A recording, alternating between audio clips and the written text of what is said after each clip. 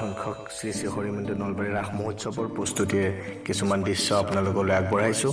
আশা কৰিছোঁ আপোনালোকে ভাল পাব। লাইক কৰিব, কমেণ্ট কৰিব, শ্বেয়াৰ কৰিব আৰু মোলৈ ছাজেশ্যন পঠাব।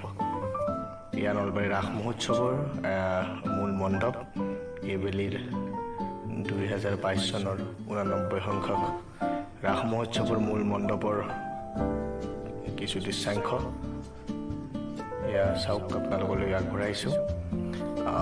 কিছু কিছু কাম এতিয়াও বাকী আছে, যদিও প্ৰায় 98% কাম সম্পূৰ্ণ হৈছে। এয়া কিছুমান মণ্ডপৰ দৃশ্য। ওপৰৰ ফালে ইয়াৰে মূল সেইখিনি লিখিব। এয়া কিছুমান ষ্টল, মূৰ্তি ষ্টল আপোনালোকলৈ আগবঢ়াইছোঁ। তাতে কাহিনীখিনি ওপৰত লিখা থাকিব, আপোনালোকে এনেকৈ চাব পাৰিব।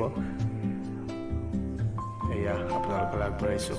আশা কৰিছোঁ আপোনালোকে ভাল পাব আৰু কিছু আভাস আগতীয়াকৈ ল'ব পাৰিব। ইয়াৰ ৰাধা কৃষ্ণৰ লীলা কিছুমান আছে। এয়া আমি এনেকৈ ঘূৰি ৰাইট চাইডে আকৌ মূৰ্তি চাওক। গোপিনীসকলৰ সৈতে কৃষ্ণই যেতিয়া খেল খেলিছিল, এয়া জল জীৱন মিছনৰ এটি স্থল।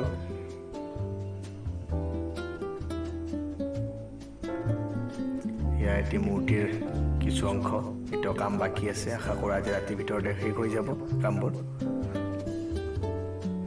অহাকালি ৰাতিপুৱা পতাকা উত্তোলনেৰে 89 সংখ্যক ৰাস মহোৎসৱৰ আৰম্ভণি হ'ব।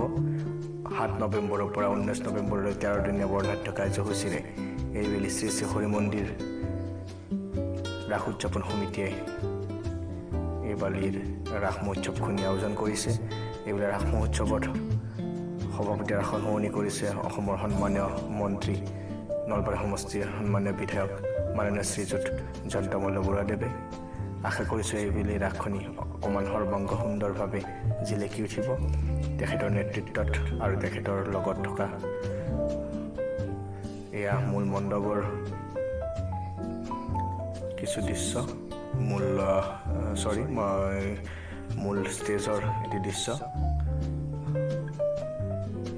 এয়া সন্মুখৰ এইখিনি আসন থাকিব। VIP আসন, সাংবাদিকৰ আসন, নিমন্ত্ৰিত বিশিষ্ট অতিথিৰ আসন তথা সাধাৰণ ৰাইজৰ বাবে আসন আছে। আপোনালোকে ইয়াতে বহি উপভোগ কৰিব পাৰিব। মই এনেকুৱাকৈ আপোনালোকলৈ আগবঢ়াইছোঁ। দেখিবলৈ পাইছে আপোনালোকে এয়া মূল মণ্ডপৰ আৰু কিছু দৃশ্যাংশ।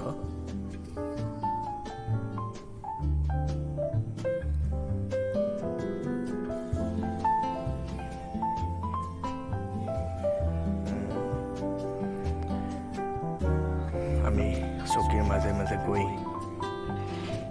আকৌ আপোনালোকক দেখুৱাবলৈ চেষ্টা কৰিম। এয়া বিষ্ণু মন্দিৰৰ তলত সভাগৃহ আৰু বিষ্ণু মন্দিৰ। হৰি মন্দিৰৰ মূল মণ্ডপ, মূল গম্বুজ আপোনালোকে দেখিবলৈ পাইছে। ধুনীয়া সুন্দৰ লাইটিঙেৰে এইবাৰ উজ্বলাই তুলিছে নলবাৰী শ্ৰী শ্ৰী হৰি মন্দিৰক।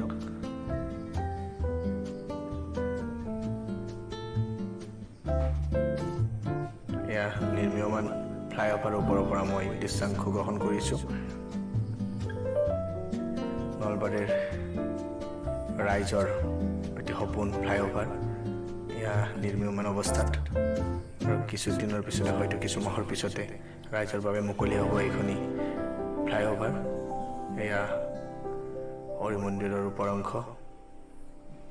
সুন্দৰ লাইটিঙেৰে এইবেলি হৰি মন্দিৰৰ সজাই পৰাই তুলিছে। আপোনালোকে ভাবিব পাৰে মই কিয় ভইচ অভাৰ দি আছোঁ বা মই কিয় এনেকুৱাকৈ কৰা নাই ভিডিঅ'টো নিজৰ ফেচটো বা নিজৰ ভইচ দি পেলাই। এইটো মোৰ প্ৰথম এনেকুৱাকৈ ভিডিঅ'।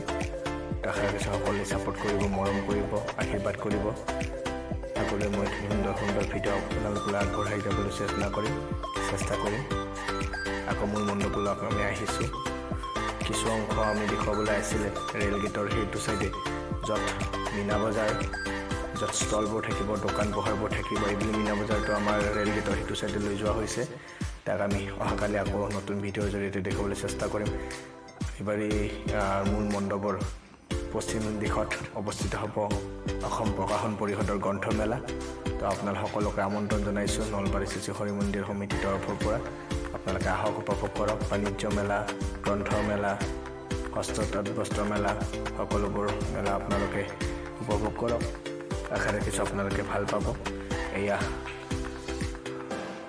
পূৰ্ণিমাৰ জোন প্ৰায় আকাশত দৃশ্যমান হৈছে। অহাকালি ৰাস পূৰ্ণিমাৰ দিনাই উদ্বোধন হ'ব ৰাস মহোৎসৱ। এয়া আমি দেখিবলৈ যত্ন কৰিছোঁ পূৰ্ণিমাৰ জোন। আপোনালোকে এয়া ফ্লাইঅভাৰৰ য'ত